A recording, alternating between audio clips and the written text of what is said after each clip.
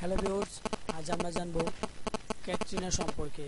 মেরুদণ্ডে আঘাত পেয়েছেন ক্যাটরিনা। বলিউড অভিনেত্রী ক্যাটরিনা কাইফের এবার জি সিনে অ্যাওয়ার্ডে একটি নাচ পরিবেশন করার কথা ছিল, কিন্তু নাচের মহড়ার সময় এই অভিনেত্রী গাড়ে হালকা চোট পান।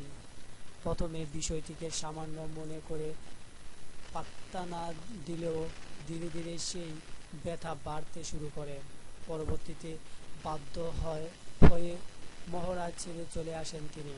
এরপর চিকিৎসকের কাছে গেলে চিকিৎসকে তাকে জানান যে তিনি মেরুদণ্ডে আঘাত পেয়েছেন, আর এই আঘাত নিয়ে নাচলে আরও ক্ষতি হতে পারে, আর এই জন্য তাকে জি সিনে অ্যাওয়ার্ডের নাচের পরিকল্পনা বাদ দিতে হয়। তবে জোর গুঞ্জন শোনা যাচ্ছে যে জি সিনে অ্যাওয়ার্ড 2017-তে ক্যাটরিনা কাইফের জায়গায় দীপিকা পাড়ুকোনের কোনো পরিবেশনা রাখা হবে। এদিকে চলতি মাসের 15 তারিখে টাইগার জিন্দা হ্যার ছবির শুটিংয়ের জন্য অস্ট্রিয়া যাওয়ার কথা ছিল ক্যাটরিনার।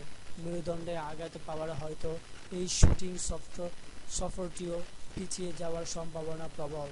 থ্যাংক ইউ বন্ধুরা, সেই ক্যাটরিনা মেরুদণ্ড আঘাত পাওয়ার সম্পর্কে জানার জন্য। এরকম যদিও কোনো নায়কের সম্পর্কে এবং তাদের কোনো নতুন আপলোড পেতে চাও, তাহলে প্লিজ আমাদের সাবস্ক্রাইবের মধ্যে ক্লিক করে